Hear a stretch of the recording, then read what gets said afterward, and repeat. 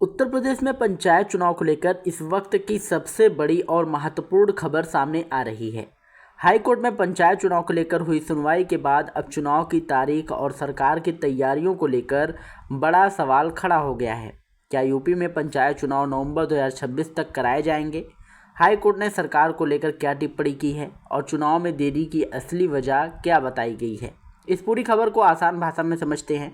आप जुड़े हुए हैं विद्याधाम चैनल के साथ और वीडियो को अंत तक जरूर देखिएगा, क्योंकि पंचायत चुनाव को लेकर कोर्ट की टिप्पणी काफ़ी महत्वपूर्ण है। दोस्तों, उत्तर प्रदेश में पंचायत चुनाव कराने की मांग वाली याचिका पर सुनवाई करते हुए इलाहाबाद हाई कोर्ट की लखनऊ बेंच ने महत्वपूर्ण टिप्पणी की है। कोर्ट ने कहा कि राज्य सरकार अधिसूचना की तिथि से 6 माह के भीतर मतदान कराने के लिए बाध्य है और यह एक वैधानिक अनिवार्यता है।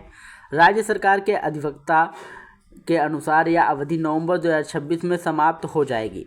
ऐसे ही सबसे बड़ा सवाल यही है कि क्या उत्तर प्रदेश में पंचायत चुनाव नवंबर 2026 तक करा दिए जाएंगे।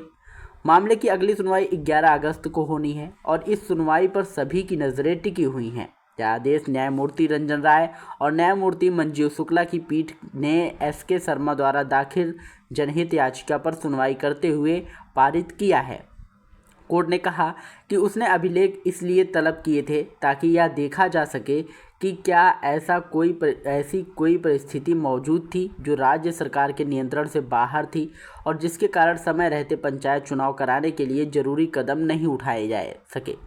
इस संबंध में कुछ अभिलेख न्यायालय के सामने प्रस्तुत किए गए हैं और अगली तारीख पर उनका दोबारा परीक्षण किया जाएगा। हाईकोर्ट ने राज्य सरकार के लिए यह भी उचित बताया कि वह सुरेश महाजन मामले में सुप्रीम कोर्ट द्वारा दिए गए फैसले का अवलोकन करे। कोर्ट ने टिप्पणी की कि भविष्य में पंचायत चुनाव कराने की प्रक्रिया तत्कालीन कार्यालय की समाप्ति से कम 2 वर्ष पहले शुरू कर देनी चाहिए। कोर्ट का मानना है कि ऐसा करने पर ही संविधान के अनुच्छेद 243 में निर्धारित 5 वर्षों की अवधि के भीतर पंचायत चुनाव समय पर कराए जा सकेंगे।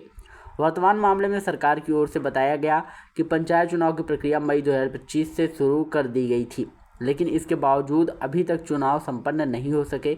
चुनाव में देरी के लिए राज्य सरकार ने पिछड़ा वर्ग आयोग की प्रक्रिया और राज्य निर्वाचन आयोग द्वारा मतदाता सूची के अंतिम प्रकाशन की तिथि को कारण बताया है।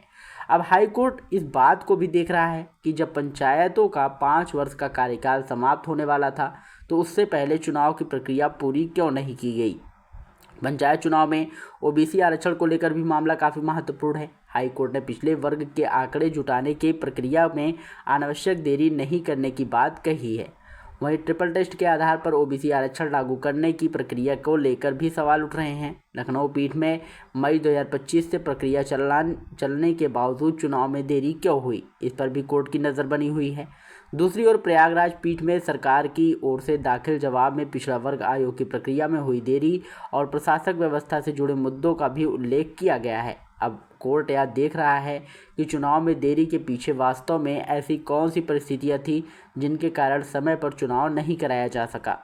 अब सबसे बड़ा सवाल यही है कि क्या उत्तर प्रदेश में पंचायत चुनाव नवंबर 2026 तक हो पाएंगे। हाईकोर्ट की टिप्पणी के बाद सरकार पर समय सीमा के भीतर चुनाव कराने का दबाव जरूर बढ़ गया है। हालांकि पंचायत चुनाव की प्रक्रिया में मतदाता सूची, आरक्षण, परिसीमन और अधिसूचना सहित कई महत्वपूर्ण चरण होते हैं, इसलिए आगे की स्थिति कोर्ट में होने वाली सुनवाई और सरकार द्वारा उठाए जाने वाले कदमों पर निर्भर करेगी। 11 अगस्त की सुनवाई इसलिए बेहद महत्वपूर्ण होने वाली है क्योंकि इस सुनवाई में सरकार को चुनाव में हुई देरी और आगे की प्रक्रिया को लेकर अपना पक्ष रखना होगा। अब देखना होगा कि हाई कोर्ट के सामने सरकार क्या जवाब देती है और पंचायत चुनाव को लेकर आगे क्या दिशा निकलती है। क्या नवंबर 2026 तक पंचायत चुनाव की प्रक्रिया पूरी हो जाएगी या फिर कोई कानूनी अथवा प्रशासनिक अड़चन सामने फिर से आएगी, यह आने वाले दिनों में साफ हो जाएगा। तो पंचायत चुनाव को लेकर हाई कोर्ट की इस टिप्पणी के बाद आपकी क्या राय है? क्या आपको लगता है कि उत्तर प्रदेश में नवंबर 2026 तक पंचायत चुनाव करा दिए जाएंगे या फिर चुनाव में अभी और देरी हो सकती है? अपनी राय कमेंट बॉक्स में ज़रूर दीजिएगा और अगर आपको यह वीडियो पसंद आया तो वीडियो को लाइक करिएगा, शेयर करिएगा और यदि चैनल पर पहली बार आए हों तो चैनल को सब्सक्राइब करके बेल आइकन जरूर दबाइएगा, क्योंकि हम ऐसी महत्वपूर्ण अपडेट्स आप लोगों के लिए हमेशा लाते रहते हैं। मिलते हैं नई वीडियो में नई अपडेट के साथ, तब तक के लिए जय हिंद, जय भारत।